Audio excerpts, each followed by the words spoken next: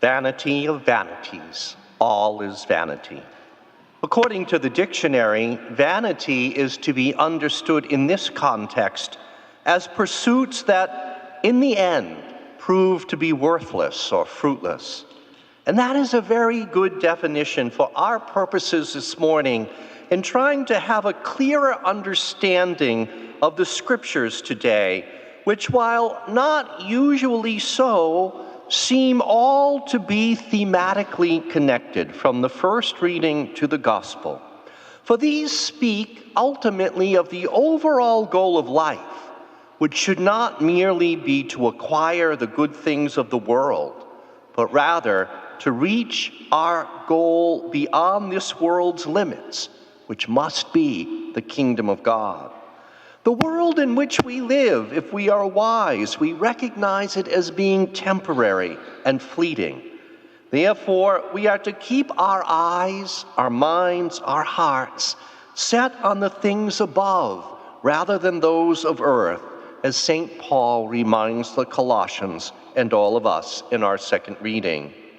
Jesus clearly illustrates what is vain in the little parable he tells about this man who builds or intends to build even bigger barns to store his overabundant harvest, only to meet his unforeseen death before these are even constructed,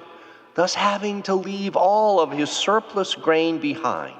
His plans were completely in vain because he didn't have the time he thought he would have in order to enjoy these things, because he and none of us have final say over the length of our days.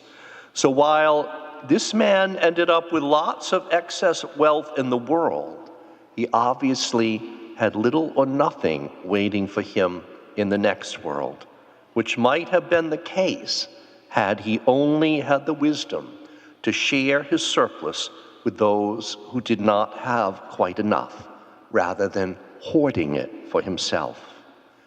Indeed, we must be clear, as Christian people, it is not a sin for us to make money or to acquire material goods, but that pursuit does become sinful if we intentionally seek to accumulate more and more, indeed an overabundance, with no thought of returning some of it to God as we also share it with others who are in need.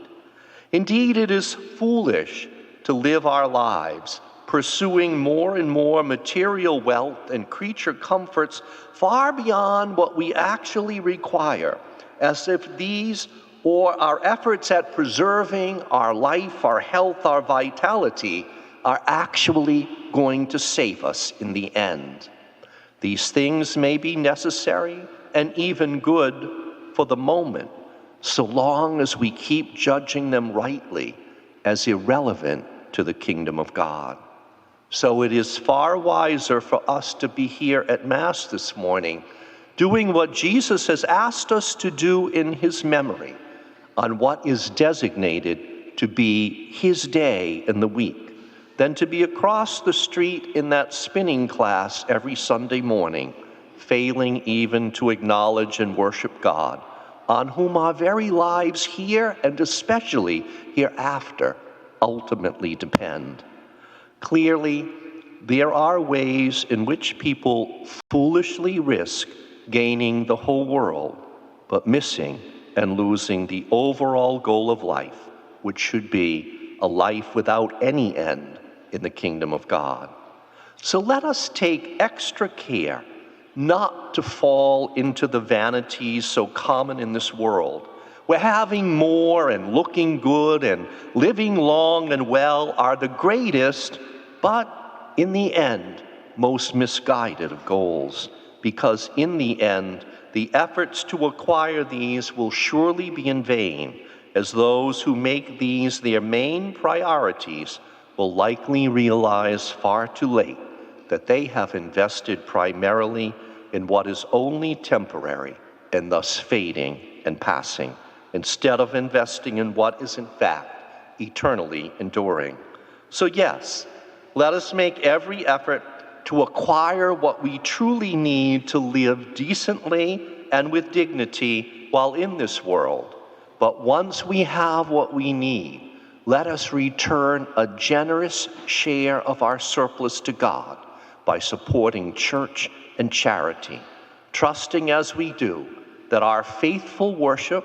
and the witness we bear to our faith by our good stewardship of passing monetary and material wealth are the best investment in the future if we want it to be life without limit in the presence of God.